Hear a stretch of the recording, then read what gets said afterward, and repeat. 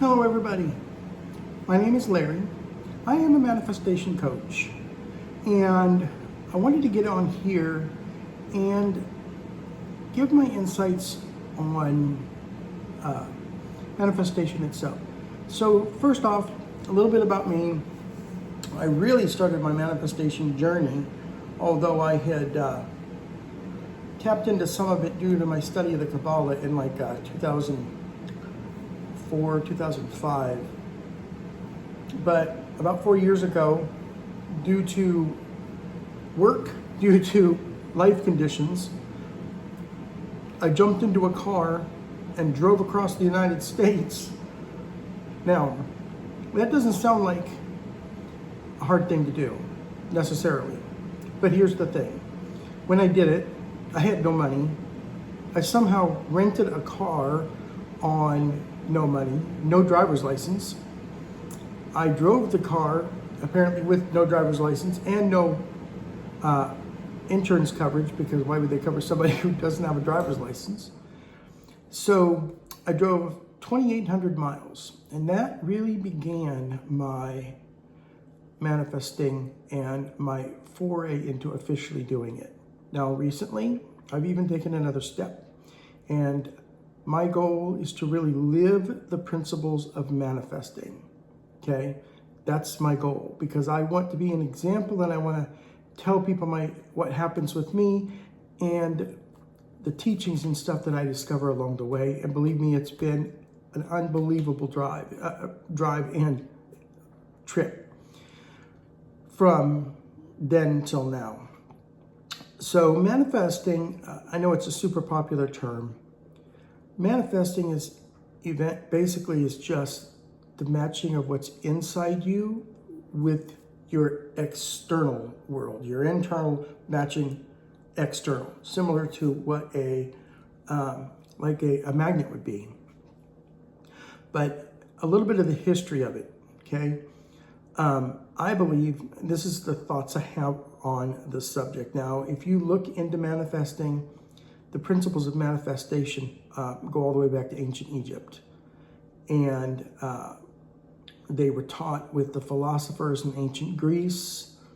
I think it was Plato with his world of forms, that everything in the external, the visible world, was first a form that we couldn't see, and then it became part of the physical reality. So it went as far back as that. There was a huge resurgence with the Kabbalah in about 1100 AD, okay? And then it really has taken off currently from the New Thought movement right around the 1900s, all right? And then we find ourselves here. Everybody and their puppy dog is doing manifesting on YouTube and the internet. So it's popular. It's popular. So I look at manifesting at where it evolved from out of the Christianity phase. It's really evolved through that in the Kabbalah. Kabbalah has an aspect of Christianity, but it's the majority of its Jewish mysticism. I've practiced the Hermetic Kabbalah, not the Jewish Kabbalah. So it's a mixture of many things, all right? So it comes from the kind of the idea that in the biblical tale, you have Adam, and then you have Jesus, Christ, as he's called. You'll never find the verses in when they're talking about it in the New Testament. You will always find Christ if they're talking about the divine aspect, and you'll find them saying Jesus when they're talking about the man, okay? And I know there'll be people who argue that point with me, but that's okay. So basically, the concept is death.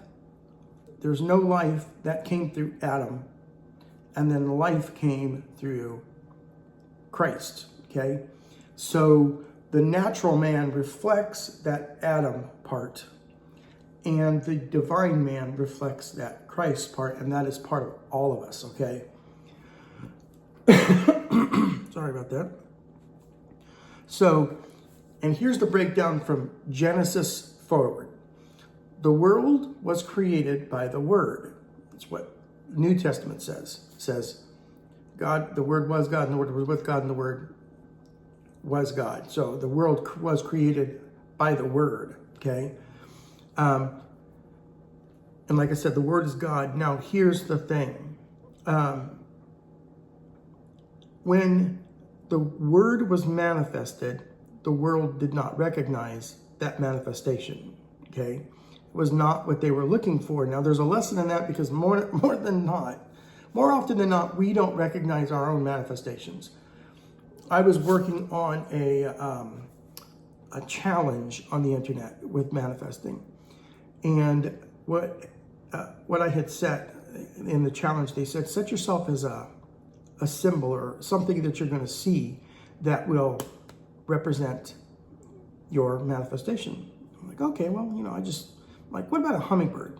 Pick the hummingbird. And I thought, okay, that's cool. And I did it. I haven't seen a lot of hummingbirds actually, but I picked it because I thought it might be difficult. Now, here's the thing. So next day I went everywhere looking for a hummingbird. I mean, I tried to find a hummingbird. I was so intent. Never found a hummingbird. Kept looking. I'm like, wow, 2 or 3 days later, it's like, I still have not seen a hummingbird. I don't get this. So I was led to watch a recorded book on YouTube. Just popped up one night and I'm like, that sounds interesting. So I started watching the book or listening to the book. It's on the video and it's just the words.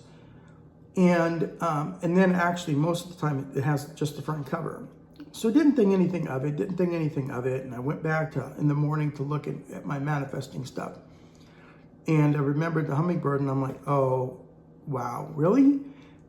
I turned around and looked at the TV and there's a golden hummingbird on the book. It was on the cover of the book. So I was thinking of a physical hummingbird, but instead the universe said, here's your hummingbird. And I didn't even recognize it when it came. So it was really cool when it happened, okay? So the world did not recognize the Word that actually was what created it. I mean, think of the story. God said, let there be light, there was light. God said, let there be dogs, there was dogs. That is the Word and creation. And I believe that we've lost the recognition. There's a corollary to that many of your secret societies, Freemasons, I know for a fact, do it. They're seeking for the lost word. The whole organization is built around the lost word. And I believe in looking at the fact that the world was created by the Word, I believe that we have lost our recognition of that creator status. Now, when you look at the story of Jesus, you come to find out that I believe that is when the reminder came for who we are.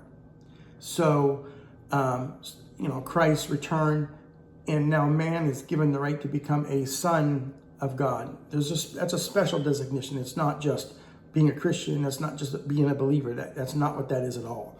Most people don't truly, really recognize what it means when he says they gave them the right to become a son of God. So the Word became flesh, and the Word was manifested. Okay, so John 1:1, I believe it's John 1. John, one of the verses in the first chapter of John, says that the Word became flesh, and the best way to look at that is the Word was manifested. God said, let there be light. There was light. It was manifested. So it's teaching us the basic overall principles of manifesting. Now, in the Kabbalah, you have a diagram called the Tree of Life. The Tree of Life has 10 sephira, and they're arranged in a certain order from top to bottom. At the top basically is God, to really summarize this. At the bottom is the physical world, okay? In order to manifest something, you bring it from that divine area through the other sephira down to Malkuth, which is the physical world that we live in, okay?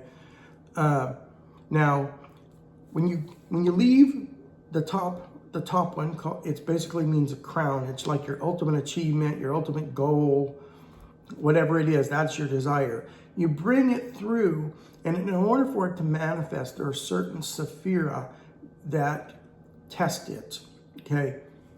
If you look at modern psychology, you'll see we have baggage. Everybody has baggage, unless they overcome that baggage, okay? And that's the goal of most secret societies, is overcoming that baggage. Scientology, whether it's good or bad, talks about the same thing. They call it the reactionary mind, okay? The Christianity talks about the natural man versus the spiritual man. When you're able to achieve that spiritual man, you've dropped a lot of that baggage and you're able to actually access higher levels. Golden Dawn, it's the secret knowledge of your holy guardian angel that they're looking for. So when you get to a certain level in the organization, it is believed that you have that capability to communicate with like your holy guardian angel, which is basically your higher self. So down this travel of this tree, as it travels down, it encounters thoughts, feelings, and our suppressed programming, okay? This is why some manifestations either aren't what we want them to be, even prayers, or they don't happen at all. Well, they always happen. Always something happens. My word will not return to me void. That's exactly what is said. So something happens, it's just we are not recognizing what's going on. So never think that your manifesting is not working, because it's working. It's just you're missing what the result is. So the goal is to build up and learn to overcome that other programming, okay? We get programming from the time we're young. We get programming from our friends. We get programming from our family. We get programming from TV. We get programming from everywhere. In fact, I just did a TikTok video where I talked about the fact that don't believe what you're being told. Your reality is created by you. It's not created by anyone else. So you're hearing of wars. You're hearing of this. You're hearing of that. Everything's falling apart. But it's not your world. That's not your world. How you interact has everything to do with the world that you create, and that's what manifesting is. So that's going to be it for this video. I do want to let you know that I do have a free manifestation course, which I'll have linked in the description as well. Totally free. It's a free community, and I just want to help people learn to manifest and learn to live the life they want rather than the life they're told they have to live. You guys have a blessed day. Thanks for watching.